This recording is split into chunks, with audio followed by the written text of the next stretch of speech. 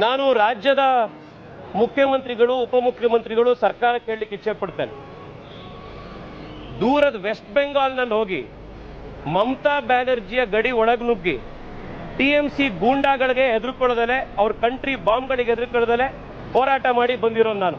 ಇನ್ನು ನಮ್ಮ ಏರಿಯಾದಲ್ಲಿ ನೀವು ನಮಗೆ ನೋಟಿಸ್ ಕೊಟ್ಟು ಹೆದರ್ಸಕ್ಕೆ ಬರ್ತೀರಾ? ಹೆದರ್ಕೊಂಡು ನೋಟಿಸಿಗೆ ಹೆದರ್ಕೊಂಡು ನೀವು ಅರೆಸ್ಟ್ ಮಾಡ್ತೀರಾ ಅಂತ ಹೆದರ್ಕೊಂಡು ಜನರ ಪರವಾಗಿ ಮಾತನಾಡದಲ್ಲೇ ಇರುವಂಥದ್ದು, ಜನರ ವಿಷಯ ಎತ್ತದಲ್ಲೇ ಇರುವಂಥದ್ದು, ಸತ್ಯ ಏನು ಅಂತ ಜನಕ್ಕೆ ತಿಳಿಸ್ದಲ್ಲೇ ಇರುವಂಥ ಹೇಳಿಗಳು ನಾವಲ್ಲ. ಈ ಹೋರಾಟ ಮುಂದುವರಿಯುತ್ತೆ. ಆದರೆ ನಾನು ಪೊಲೀಸ್ ಇಲಾಖೆಯವರಿಗೆ ನಾನು ಮನವಿ ಮಾಡ್ತಾ ಇದ್ದೀನಿ, ನಿಮ್ಮ ನೋಟಿಸ್ ಭಾಳ ಸ್ಪಷ್ಟ ಇದೆ. ಮೆರವಣಿಗೆ ಮಾಡಬಾರ್ದು, ಧರಣಿ ಮಾಡಬಾರ್ದು, ಮುಷ್ಕರ ಮಾಡಬಾರ್ದು. ನಾನೀಗ ಯಾವುದೂ ಮಾಡ್ತಾ ಇಲ್ಲ, ಖಾಲಿ ಟ್ರಂಕ್ ತಗೊಂಡ್ಬಂದಿದ್ದೀನಿ, ಮೆಟ್ರೋಲ್ ಹೋಗ್ತಾ ಇದ್ದೀನಿ. ನಿಮ್ಮ ನೋಟಿಸ್ ಇದಕ್ಕೆ ಅನ್ವಯನೇ ಆಗೋದಿಲ್ಲ.